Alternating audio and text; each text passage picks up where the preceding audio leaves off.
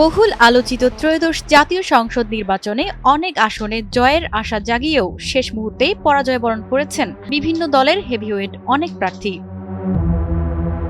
এসব প্রার্থীর মধ্যে উল্লেখযোগ্য নাসিরউদ্দিন পাটোয়ারি।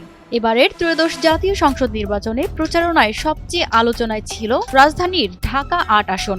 এই আসনে বিএনপির স্থায়ী কমিটির সদস্য মির্জা আব্বাসের বিপরীতে প্রার্থী ছিলেন এনসিপির নাসিরউদ্দিন পাটোয়ারি। প্রচারণার সময় বিভিন্ন ইস্যুতে আলোচনায় আসেন নাসিরউদ্দিন পাটোয়ারি। মির্জা আব্বাসের সমালোচনা করে এবং বিভিন্ন কর্মকাণ্ড করে দেশের মানুষের মন কেড়ে নেন তিনি। হাড্ডাহাড্ডি লড়াইয়ের পর ভোররাত ৪টার দিকে এই আসনের ফলাফল ঘোষণা করা হয়। সবচেয়ে আলোচনায় থাকা ঢাকা ৮ আসনে নাসিরউদ্দিন পাটোয়ারি হেরেছেন মাত্র ৫,০০০ ভোটে।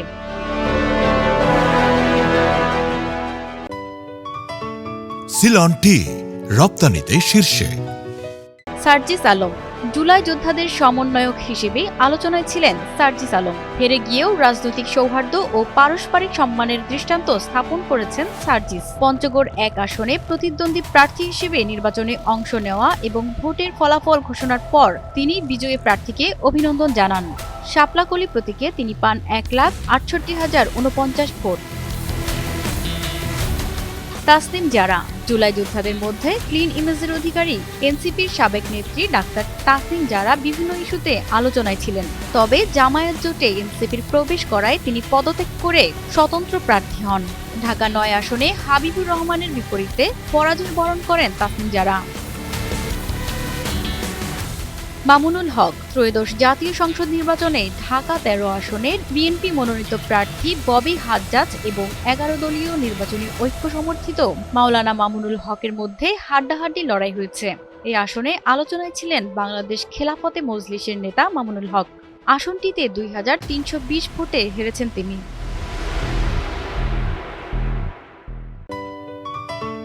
সিলন টি রপ্তানিতে শীর্ষে। আমিনুল হক ত্রয়োদশ জাতীয় সংসদ নির্বাচনে ঢাকা ১৬ আসনে ধানের শীষের প্রার্থী ছিলেন আমিনুল হক। তিনি বিগত সময়ে রাজপথে আন্দোলন সংগ্রামে ছিলেন সরব। জেল জুলুম নির্যাতনের পাশাপাশি জনপ্রিয়তার কারণে জয়ের ব্যাপারে ছিলেন আশাবাদী। তবে জামায়াতে ইসলামীর দাঁড়িপাল্লা প্রতীকের প্রার্থী কর্নেল মোহাম্মদ আব্দুল বাতেনের কাছে তিনি পরাজিত হন। মিয়া গোলাম পরোয়ার বাংলাদেশ জামায়াতে ইসলামীর সেক্রেটারি জেনারেল মিয়া গোলাম পরোয়ার হেভিওয়েট হয়েও খুলনা ৫ আসনে বিএনপির প্রার্থী মোহাম্মদ আলী আসগরের কাছে ২,৭০২ ভোটে পরাজিত হন। মোহাম্মদ শিশির মনির বাংলাদেশ জামায়াতে ইসলামীর প্রার্থীদের মধ্যে সবচেয়ে ক্লিন ইমেজ ও জনপ্রিয়তার তুঙ্গে থেকেও হেরে গিয়েছেন সুপ্রিম কোর্টের জ্যেষ্ঠ আইনজীবী শিশির মনির।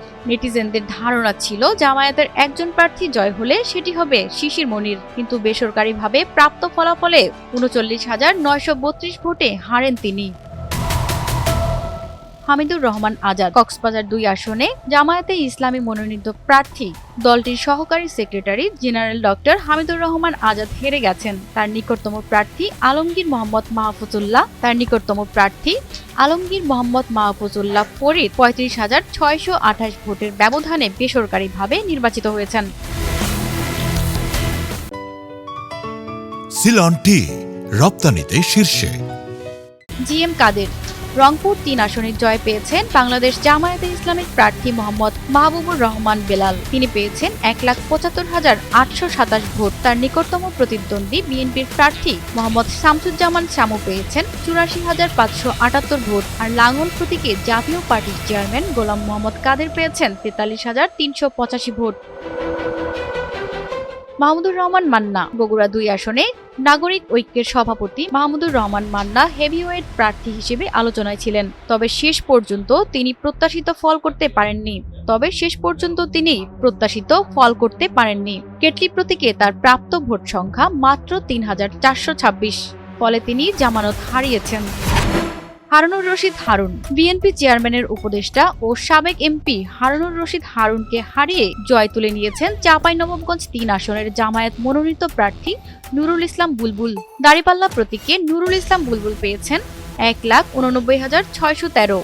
অন্যদিকে ধানের শীষ প্রতীকে হারুনুর রশিদ পেয়েছেন ১,২৬,৯৯৭ ভোট। প্রতিমা সরকার, এনটিভি অনলাইন।